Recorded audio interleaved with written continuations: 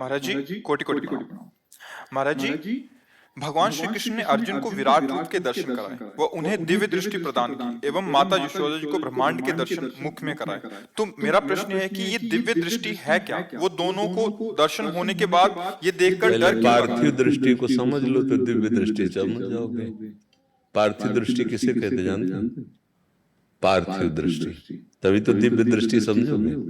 शरीर को मैं मानना, भोगों में सुख भोगना, संसार के द्वंद्वों को सत्य मानना, इसे पार्थिव दृष्टि कहते हैं।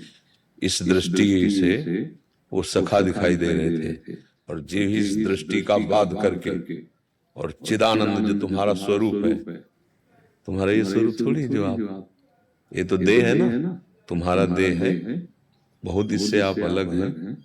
और अभी आपकी दृष्टि यही कि मैं ही यही हूँ, है ना? तो पार्थिव दृष्टि है ना। आप जो हो वो कभी आप देख नहीं पाए अपने को, देख पाए हो? कभी मन को आपने किसी सूक्ष्मदर्शी से, किसी यंत्र से किसी देखा हो, जबकि वो माया रचित है, और जो स्वरूप है वो तो भगवान का अंश है। जब स्वरूप के दर्शन की सामर्थ्य आ जाती है, तब भगवान के किसी भी रूप का दर्शन कर सकते हो आप। विराट रूप, सौंदर्य, माधुर्य रूप, कोई भी रूप आप भगवान का, क्योंकि वो दृष्टि आ गई है। तो अभी तो पार्थिव दृष्टि है ना। पार्थिव दृष्टि मिटती है साधना से। साधना का सही स्वरूप है निरंतर भगवान का चिंतन होना, किसी भी दुख या सुख में प्रभु को न भूलना, हर परिस्थिति में धर्ममय आचरण करना। तो पार्थिव दृष्टि नष्ट होने लगेगी। जैसे सर्वम खलमिदम ब्रह्म, ये दिव्य दृष्टि है, पार्थिव दृष्टि थोड़ी है। जैसे भगवान कह रहे मत्ता परतरम नान्यत किंचित अस्ति धनंजय, मेरे सिवा कुछ नहीं, भला ऐसा दिखाई देता है? अभी तो हमें बहुत कुछ दिखाई देता है। तो पार्थिव दृष्टि जब तक है तब तक दिव्य दृष्टि को नहीं समझ सकते। दिव्य दृष्टि है स्वरूप दृष्टि। उस स्वरूप दृष्टि का जे भी जागरण हुआ तो अपना बोध और अपने ईश्वर अंशी का बोध। आप चाहे जो विराट देखो, सूक्ष्म अणु अणियान महतो महियान, वो चींटी के भी हृदय में आराम से चौड़े से सो रहा है, और वो इतना विशाल है कि अनंत ब्रह्मांड उसके एक रोमकूप में है। दिखरावा माते तीन अद्भुत रूप प्रचंड, रोम रोम प्रतिलागे कोटि कोटि ब्रह्मांड। ये दिव्य दृष्टि। अणु अणियान महतो महियान, महान से महान वही है, छोटा से भी छोटा, सबसे छोटा भी वही है। सब उसमें समाये हुए हैं, वो सब में समाया हुआ है। यही दिव्य दृष्टि है। अभी तो पार्थिव दृष्टि है ना हमारी, स्त्री पुरुष, अच्छा बुरा, सुखद दुखद, मान अपमान, निंदा, ये सब पार्थिव दृष्टि है। साधना से, उपासना से, गुरु कृपा से इस पार्थिव दृष्टि का नाश हो तो जो पार्थ को दृष्टि मिली वही आपको दृष्टि मिल जाएगी। महाराज जी, आपने रास्ता तो दिखा दिया है, मैं रास्ते में बढ़ भी रहा हूँ और कहाँ तक पहुँच पाता हूँ आपकी कृपा के ऊपर। हाँ, निराश होना नहीं। अविनाशी का बच्चा हूँ, शरीर छोड़ेगा फिर नया शरीर मिलेगा, पर चलेंगे इसी मार्ग में तो मार्ग तो तय हो ही जाएगा। नहीं, और अगर निश्चय कर लो तो इसी जन्म में हो जाएगा।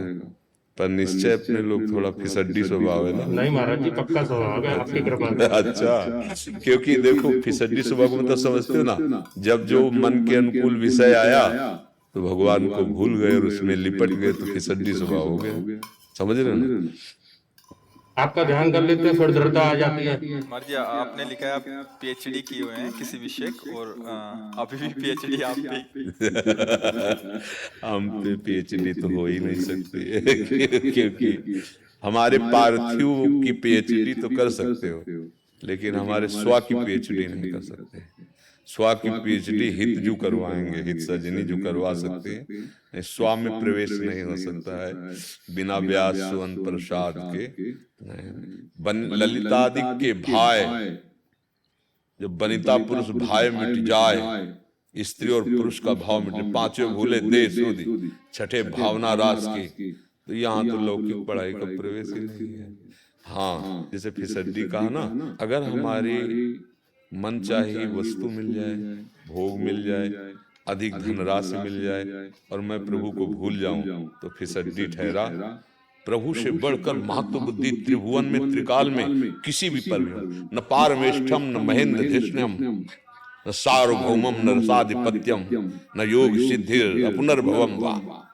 ब्रह्मा का भी पद नहीं चाहिए, देवराज इंद्र के पद की बात क्या, मृत्यु लोक के सम्राट पद की के बात क्या, मोक्ष भी नहीं चाहिए, योग की सिद्धियां नहीं चाहिए। हे श्री कृष्ण, केवल आप चाहिए, आप। और यहाँ सम्राट पद और इंद्र पद और इनकी तो बात जाने दो ना, जरा में कहीं अनुकूलता भोग की मिली तो भगवान को भूल जाते हैं।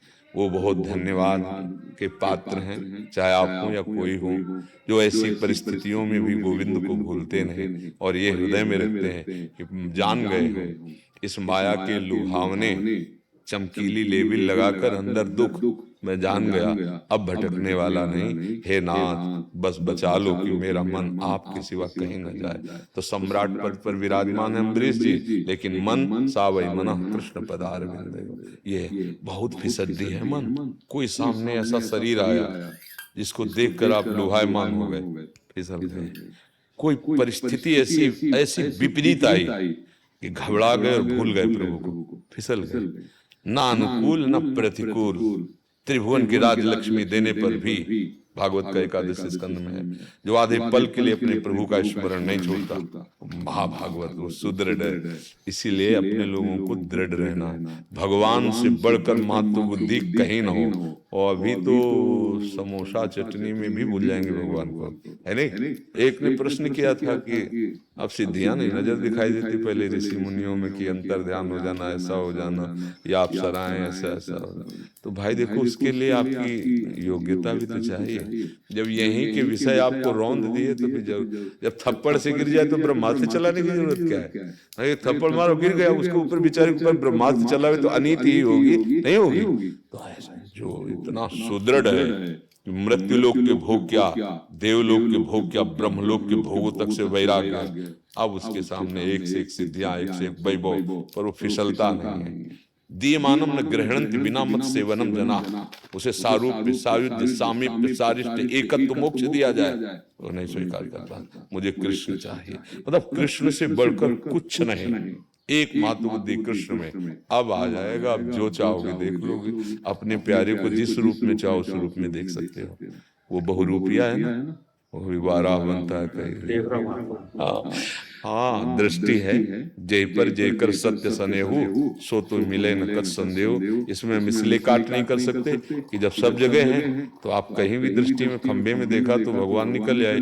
तो अगर इस शरीर के ढांचे में देखोगे तो आपको वही नजर आएगा, दूसरा कोई है ही नहीं, उसी के सब बल पर है, नहीं? नीरज कुमार चौहान जी।